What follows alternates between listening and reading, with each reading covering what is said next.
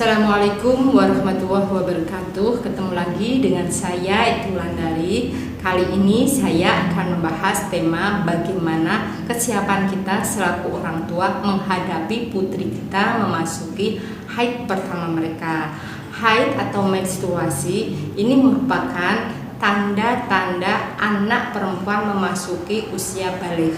Menurut Imam Syafi'i, haid bisa terjadi pada anak perempuan usia 9 tahun sampai 15 tahun.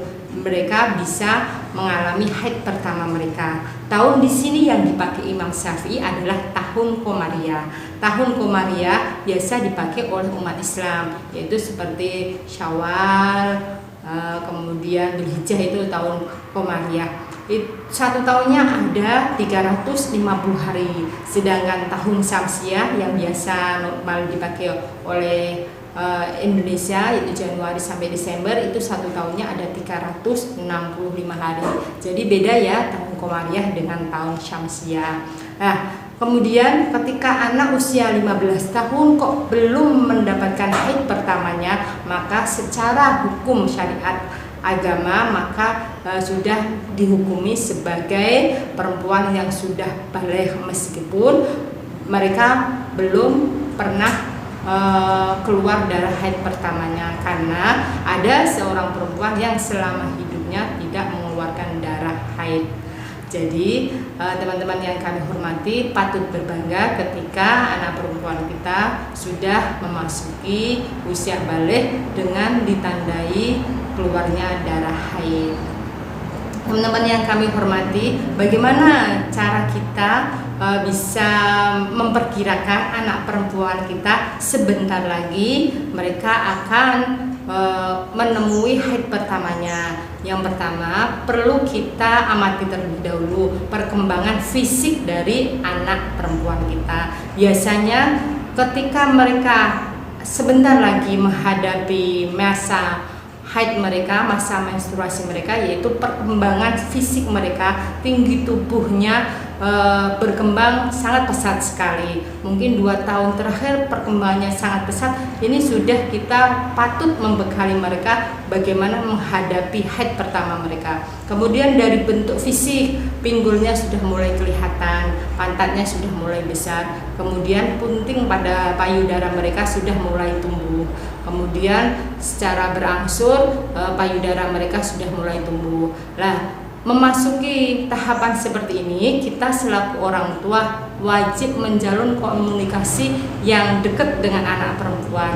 Kemudian kita mendidik mereka bahwa nanti suatu saat kamu akan keluar darah dari alat kelamin kamu, sehingga ketika anak itu mengalami ada sesuatu yang tidak normal dilihat dari celana dalamnya, maka anak itu sudah tidak takut lagi. Karena apa? Karena sudah mendapatkan pengetahuan dari ibunya. Maka menurut hemat saya, ketika perkembangan anak perempuan kita ini sudah pesat, artinya tumbuh tingginya cepat, kemudian sudah membentuk pinggulnya, ada tanda-tanda payudaranya sudah mulai tumbuh, maka kita harus lebih banyak menjalin komunikasi, berbicara kepada anak perempuan, sehingga nanti anak menjadi dekat dengan ibu, tidak takut berbicara tentang kewanitaan.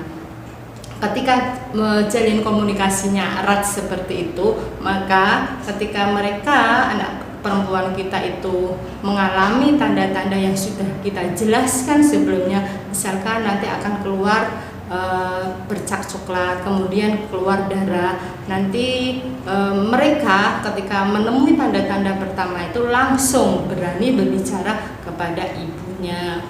Kalau persiapan mereka, pengetahuan mereka tentang menstruasi sudah kita arahkan sebelumnya, sehingga ada kesiapan-kesiapan. Lalu apa yang harus kita arahkan kepada anak perempuan kita ketika kita sudah mengalami perkembangan fisiknya yang sudah ada perubahan-perubahan tadi, sudah muncul payudaranya, sudah muncul pinggulnya, tinggi tubuhnya sudah artinya berkembang cepat, maka kita harus pahamkan kepada mereka juga nanti kalau keluar darah itu harus pakai pembalut. Untuk apa? Untuk menampung darahnya agar tidak bocor ke celana. Bagaimana cara memakaikan pembalut di celananya, itu perlu kita jelaskan.